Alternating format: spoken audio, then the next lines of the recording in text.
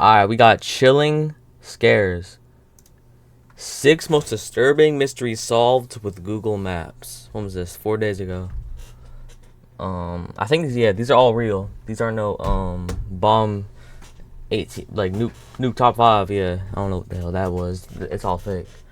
But we got this. Let's see it. July 30th, 2010, 3 men were drinking together in a backyard in Richland County, South Carolina. The names of the men were Leslie Todd Parvin, Edgar Lopez, and Pablo Gutierrez Guzman. At some point in the afternoon, an argument broke out between the 3 men, and Leslie ended up pulling a handgun from his waistband and taking the lives of the 2 other men. It's unclear exactly what sparked the argument between the 3 men, but immediately after the shooting, Parvin fled to Louisiana in his green Kia minivan. Once there, he shaved his head and destroyed both the gun he had used to take. This is the guy who killed them both? Yeah, bro. We got Egghead over here, bro. Egghead tripping, bro. I don't know why. Hey. Bro, I obviously, like, I'm not even, like, I knew this guy killed them all. I'm gonna be honest. You see his little crackhead mugshot? What the hell? Bro, I don't know what the... The lives of his 2 victims, as well as the minivan. For a few days, Parvin managed to elude the authorities, but pretty soon the cops started scanning through license plate records of all green Kia vans registered in Louisiana. According to investigation documents, after the double murder, a witness had reported a partial tag of Parvin's minivan to the police.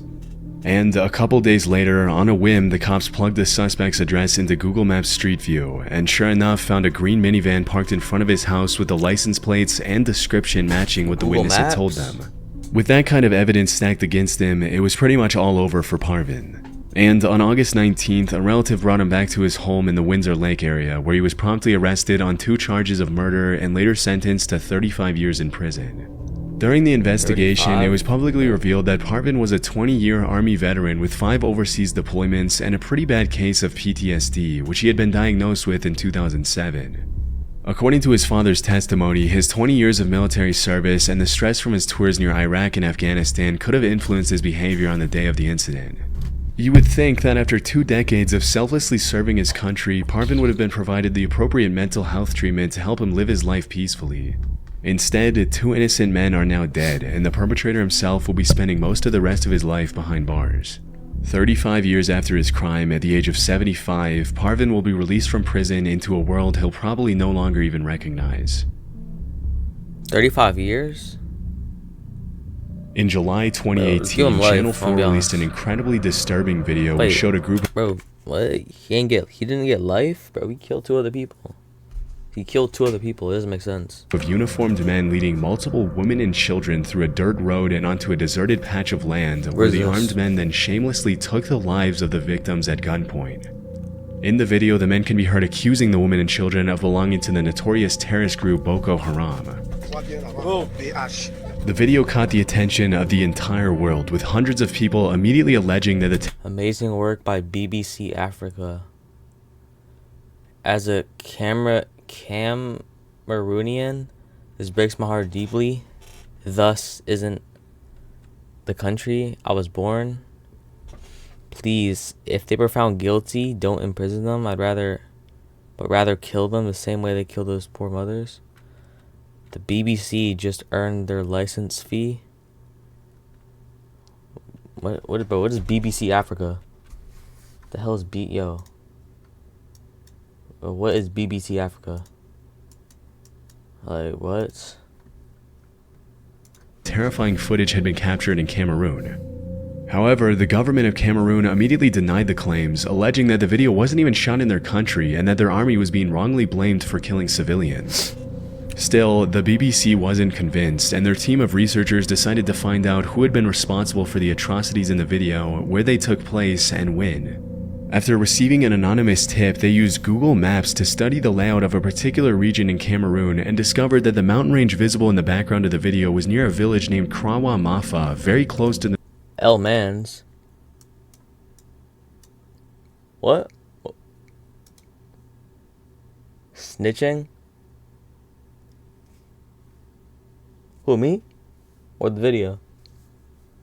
The Nigerian border. By analyzing several years of Google satellite imagery of the region, the researchers from the BBC were able to determine that the incident had taken place at some point between March 20th and April 5th, Diddy. 2015. Yeah, nah, I didn't stitch on Diddy, bro. Promise you I didn't. Don't know about you, man. I don't know. Hey. It's hey. Upon further investigation, it was revealed that the Cameroonian government hadn't been honest when they denied the claims. There's no BBC News, For example, bro. the government What had is claimed this? that the Cameroonian army didn't use weapons like the ones shown in the video, but the BBC's analysis revealed that the guns were BBC's? Serbian-made Zastava M21s, which are in fact used in the Cameroonian army. On top of this, several other details that the government had claimed were inaccurate turned out to be a perfect match, including the armed men's uniforms. A month after the Cameroonian government's initial denial of the claims, they then updated their statement to clarify that 7 members of the army were now under investigation. Oh, there were 7 And when soldiers? the BBC shared their full report with the Cameroonian government, the country's Minister of Communication was reported saying, 7 soldiers were arrested, disarmed. They are under investigation right now. I can confirm that all 7 of them are in prison. In their next statement, the Cameroonian government released the names of the 7 detainees, and the BBC confirmed that some of them were the same people who were seen in the video executing the innocent women and children. What? In 2020, 4 of the soldiers in the video received 10-year prison sentences for the murders, while a 5th soldier was sentenced to 2 years for filming and sharing the footage. The other 2 soldiers were acquitted. Only 10 years? It's crazy to think that you can get away with such an atrocious crime and only face 10 years in prison. But at least they're being held accountable for what they did, all thanks to a very detailed examination of the video's content against Google's satellite imagery. Bro, what? Yo, not life? Bro, how are none of them getting life, bro? You kill people? Between 2010 and 2011, 11 bodies were found near Gilgo Beach on the south 11? shore of Long Island between Nassau and Suffolk counties. Most of the bodies belonged to female escorts whose lives have been taken as early as 1993. Damn. But it wasn't until 2023 that they finally managed to arrest Rex Heuermann, a 60-year-old architect and father of 2, Yeah, I already connected knew he to the killed them, crimes bro. through DNA evidence, cell phone records, and the links between his Chevy Avalanche and the crimes. After his arrest, Rex was charged with the deaths of 4 women. And later, he was charged with the deaths of 2 other women after DNA evidence. Yo, let me join the call. What call?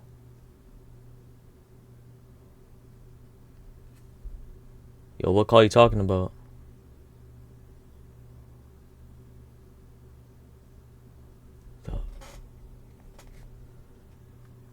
Linked into the crimes. Disturbingly, the cops found that the suspect had used several burner phones to conduct thousands of searches related to the things he later ended up doing to his victims. On what? And to seal Heuermann's, they also found a huge Word document on his hard drive in his basement, in which Rex had planned out the murders of his victims in very explicit detail. Let me see this. Problems: DNA, tire marks, bloodstains, fingerprints, plastic bag, cat litter, witness, shoe print, protos, police stop. Oh, this has to be real. Supplies, booties, lye/acid, police scanner, rope/cord, saw/cutting tools, hair nets, photo film, berm can. Bro, what the hell? Shockingly, the document included checklists that outlined the steps he needed to complete before, during, and after his killings. Based on court evidence, Heuermann started committing these crimes as early as 1993, and if found guilty, he'll be facing multiple consecutive life sentences in prison. As of 2024, the case is still ongoing, but during the investigation, some more disturbing details have surfaced. In 2023, some online users discovered a Google Street View image of Heuermann talking to an unidentified woman near his office on East 36th Street more than a year before his arrest. Now, we have no idea who this woman is, and it's very possible that she was a potential victim, but we also can't say that for sure. Chillingly, in the image, Rex also appears to be wearing the same shirt that he wore for a YouTube interview earlier in 2022, where he spoke about his role as an architect at his firm on Fifth Avenue. He has an interview? His defense lawyer, Michael Brown, told the New York Post that the cops have the wrong man.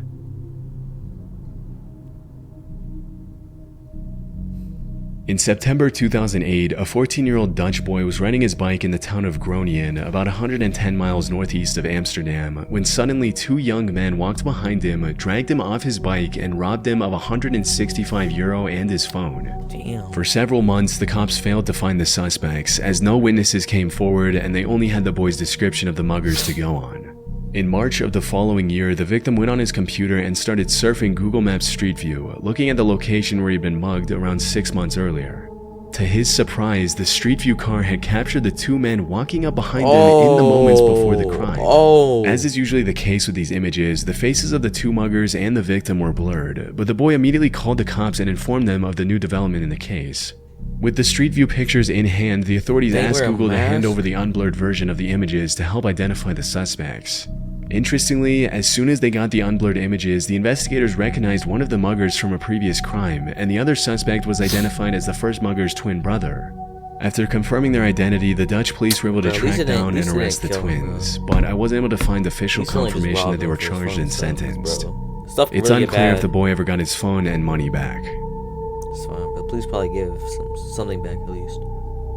30-year-old Kim Wall was an award-winning Swedish journalist who traveled all over the world to cover stories on social justice. Okay. Throughout her career, her reporting took her to countries like Uganda, Cuba, the Marshall Islands, and Kenya, with her work often being featured in prestigious journals like the New York Times, the South China Morning Post, and the Atlantic. I love going to Cuba. In 2017, while she was in Copenhagen with her boyfriend, she met Peter Madsen, a brilliant Danish inventor and self-taught engineer who had built his own submarine, designed his own rockets, and had plans to launch himself into space in the near future. Okay. On August 10th of that year, Peter Madsen took Kim Wall on a trip off the Copenhagen coast in his homemade submarine, the NC-3 Nautilus, for a brief interview. Did people test it? Sadly, after that trip, Kim Wall was never seen again. When she didn't come back later that day, her partner reported her missing and an official investigation was officially launched. Just a few days later, on the 21st of... He probably didn't even test it, bro, in the water and that. That's why, bro, he didn't test it. August, a passing cyclist found parts of her body washed up on the beach close to where she had gone missing. And about a month and a half later, the rest of her body was found in multiple different weighted down bags by police divers. During the investigation, Madsen was brought in for questioning, but he denied having anything to do with the state of her body. He instead claimed that Kim Wall had died after being accidentally hit on the head by the hatch of the submarine. Strangely, he later ended up changing his account of the events and claimed that Wall had died after inhaling toxic fumes. Although no trace of toxic fumes was found in her system, the authorities did find 15 stab wounds on Kim's body. After being held in police custody for a while, Madsen eventually confessed that he had murdered Wall and then thrown her separate body parts into the Baltic Sea. In April 2018, Peter Madsen was convicted on 3 separate charges and was sentenced to life in prison, where he's been spending his days for the past 6 years. In 2021, Madsen ended up receiving an additional 21 months in prison for staging a bomb threat in an extremely elaborate escape attempt. Fortunately, he was recaptured soon after and was brought back to his cell. One of the things that's interesting about this case is that Peter Madsen had been captured by the Google Maps Street View camera climbing into his submarine. Chillingly, when he confessed to the murder, he mentioned that his intention was never to take Kim Wall's life, but rather to sink the Nautilus forever, even if it meant that both he and the innocent journalist would die inside.